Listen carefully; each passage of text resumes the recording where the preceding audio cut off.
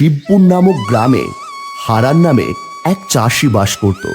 চাষের অভাবে তার সংসার চলত অভাব অনটনে। তার স্ত্রী ছিল খিটখিটে স্বভাবের। সংসারে অভাবের কারণে সব সময় হারানের সাথে ঝগড়া লেগেই থাকতো। বলি ও গিন্নি, অনেকক্ষণ ধরে বসে আছি, চারটে খেতে দেবে নাকি উঠে যাব? দিচ্ছি দিচ্ছি, এই নাও ভাত আর সান্ডা মেরে গিল, যত সব। এ কি, শুধু শাক আর ভাত, আর কিছু নেই?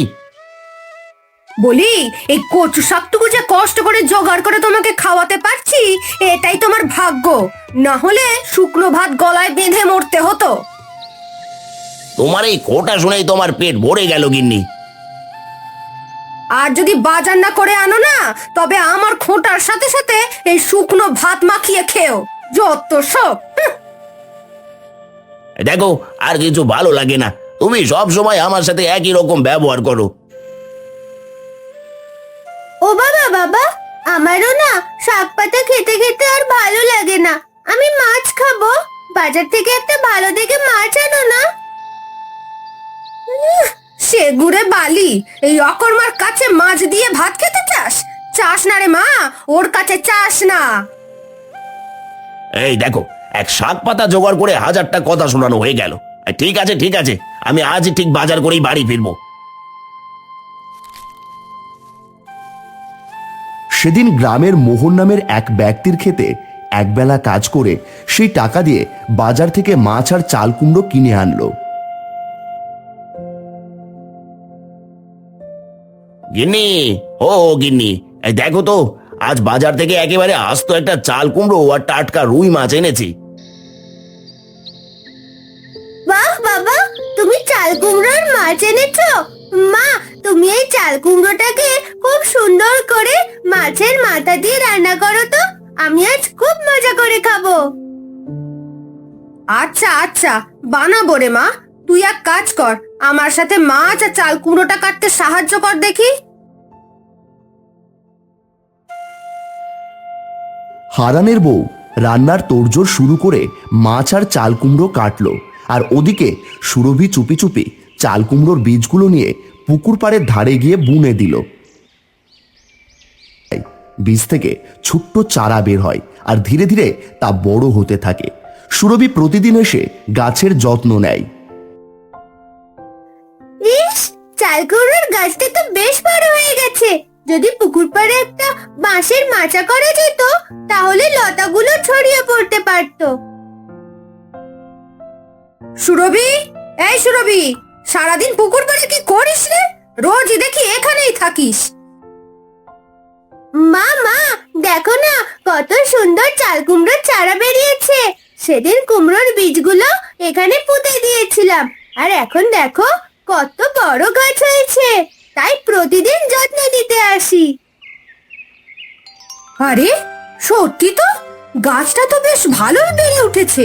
যদি পুকুরের পাশে একটা বাঁশের মাচা বানানো যায়, তাহলে চাল কুমড়ো আরো ভালো হবে। ঠিক আছে, দাঁড়া, তোর বাবাকে বলবো কালি মাচাটা বানিয়ে দিতে। আচ্ছা, এখন বাড়িতে চল, বেলা অনেক হলো, তোর জন্য ভাত বেড়ে বসে আছি।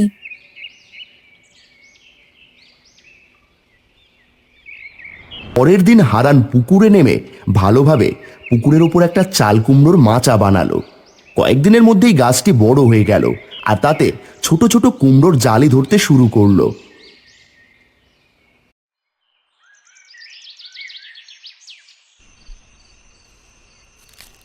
সেদিন রাতে পটাই নামের এক চোর তাদের বাড়িতে আসে। এদিক সেদিক ঘুরে দেখতে থাকে। এই দূর দূর, এই চুরি করতে করতে জীবনে একেবারে ঘৃণা ধরে গেল। আজ তো কিছুই পেলাম না, কার মুখ দেখে যে ঘুম থেকে উঠেছে কে জানে।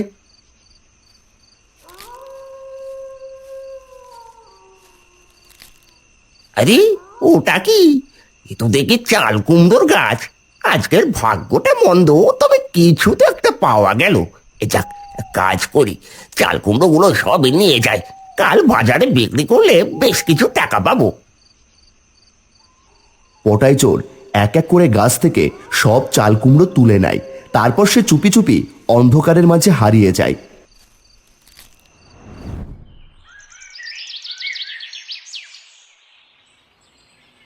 পরের দিন সকালে সুরভি পুকুর পাড়ে গিয়ে দেখতে পায় গাছগুলোতে একটাও চাল কুমড়ো নেই।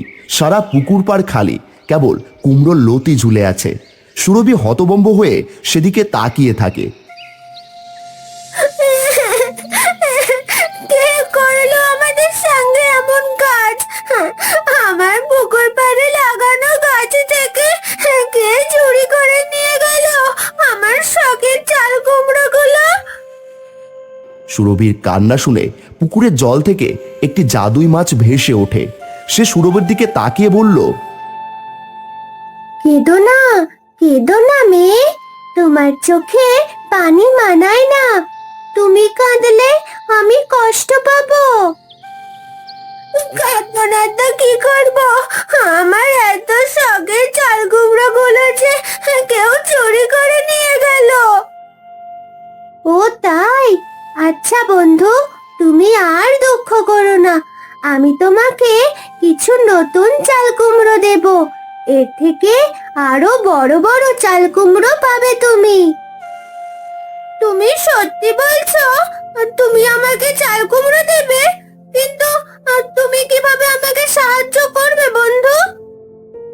মাছটি তার জাদু শক্তি ব্যবহার করে সুরভির পুকুর পাড়ে লাগানো চাল কুমড়োর গাছের মাচায় অসংখ্য মোটা তাজা কুমড়ো দিতে শুরু করে। ও মা, এত কুমড়ো! আমি কখনো একসাথে এত কুমড়ো দেখিনি। হ্যাঁ, এই কুমড়োগুলো সারা বছর তোমার গাছ থেকে কখনো কম হবে না। আর যদি পুকুরের উপর এক টানা মাচা বানিয়ে নাও, তাহলে যতটুকু জায়গা চাল কুমড়োর লতি ছড়িয়ে পড়বে, সেখানেই আরো জাদুই কুমড়ো ধরবে। সুরভি খুশিতে এক দৌড়ে বাড়ি চলে যায়। বাড়িতে এসে সে তার বাবা মাকে সব ঘটনা খুলে বলে। এরপর থেকে তাদের সংসারে আর কখনোই অভাব দেখা দেয়নি।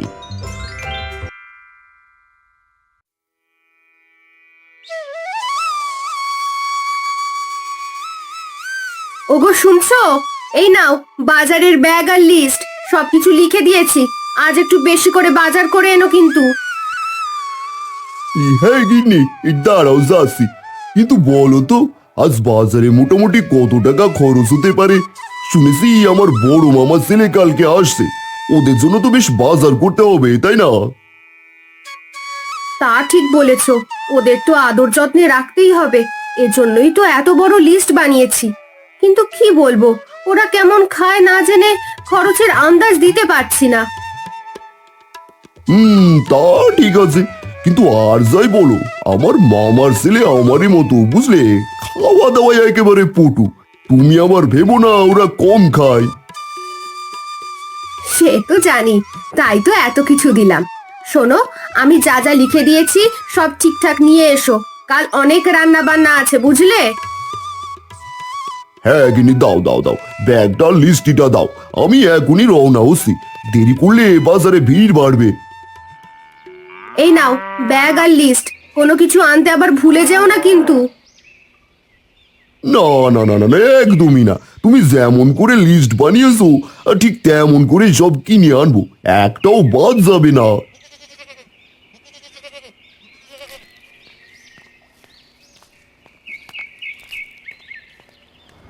তার লাগে আমি সব দিয়ে দিচ্ছি। এই নে ভাই লিস্টি আর ব্যাগ, ভেতরে যা লেখা আছে সব দিয়ে দিস, কিন্তু এই কোনো কিছু যেন বাদ না পড়ে, না হলে গিন্নি পরে আমায় এক হাত কথা শুনিয়ে দেবে। ঠিক আছে দাদা, তুমি একটু দাঁড়াও, এখনই আমি সব দিয়ে দিচ্ছি।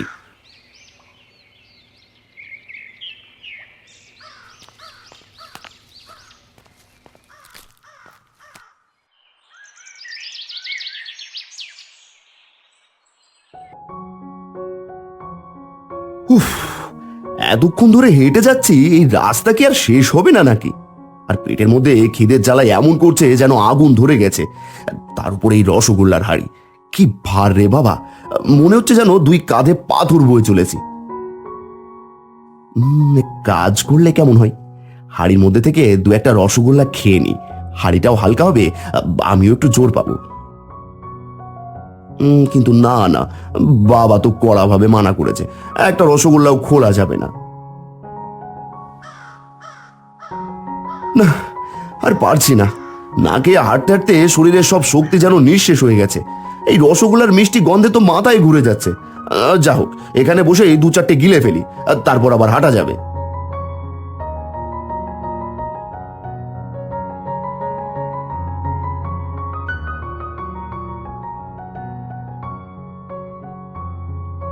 এই রে, এই আমি কি করলাম?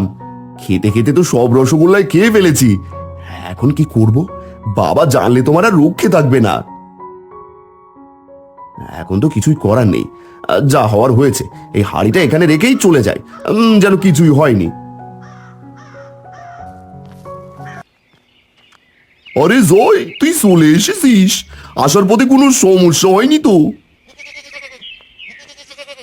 না দাদা, তার সমস্যা হয়নি, কিন্তু পথটা একটুখানি লম্বা, তবে সুন্দর ছিল।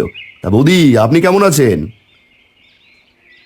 ভালো আছি রে ঠাকুরপো, তুই ভালো আছিস তো? আর বাড়িতে বাবা মা কেমন আছেন?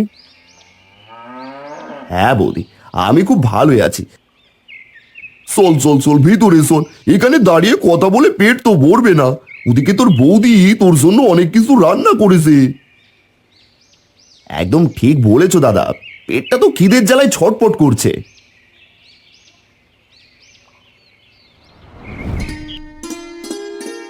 কি রে জয়, আর দেরি করিস না, খাওয়া শুরু কর। এই খাবার ঠান্ডা হয়ে যাচ্ছে তো। হ্যাঁ হ্যাঁ দাদা, আমি এখনই শুরু করছি।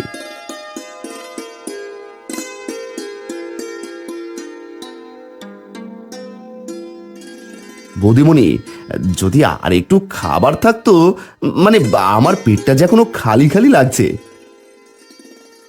কি বলছিস রে ঠাকুরপো? আমরা তো এখানে 3 জনের জন্য রান্না করেছিলাম, আর তুই তো একাই সব খেয়ে ফেললি। এখন তো ঘরে আর কিছুই নেই। ও বৌদি, কিন্তু আমার পেট যে একদমই ভরেনি, এখনো খাই খাই করছে। আচ্ছা ঠিক আছে, তুই এক কাজ কর, আমাদের গ্রামটা ভালো করে হেঁটে দেখে আয় তো। ততক্ষণে আমি তোর জন্য আরো কিছু রান্না করে ফেলি। বাহ, বেশ বলেছো বৌদি। তাহলে আমি একটু গ্রামটা ঘুরে দেখি, আর তুমি চালিয়ে যাও, আমি ফিরে এসে আবার খাবো।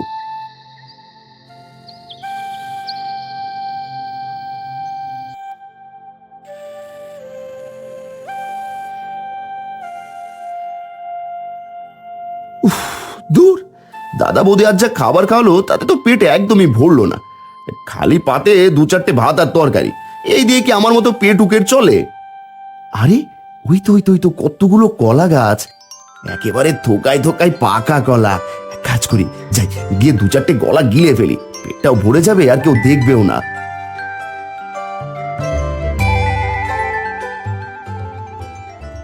আরে আরে আরে, ওই ছেলে, তোর এত বড় সাহস! তুই গ্রামের জমিদার মশাইয়ের কলা বাগান থেকে কলা চুরি করতে এসেছিস? আজ তোকে দেখে নেবো। দাঁড়া দাঁড়া বেটা, এই লাঠি দিয়ে আজ তোর হাড় গোড় ভেঙে এক করে দেবো একেবারে। ওরে বাবা, এ কি ফ্যাসাদে পড়লাম রে!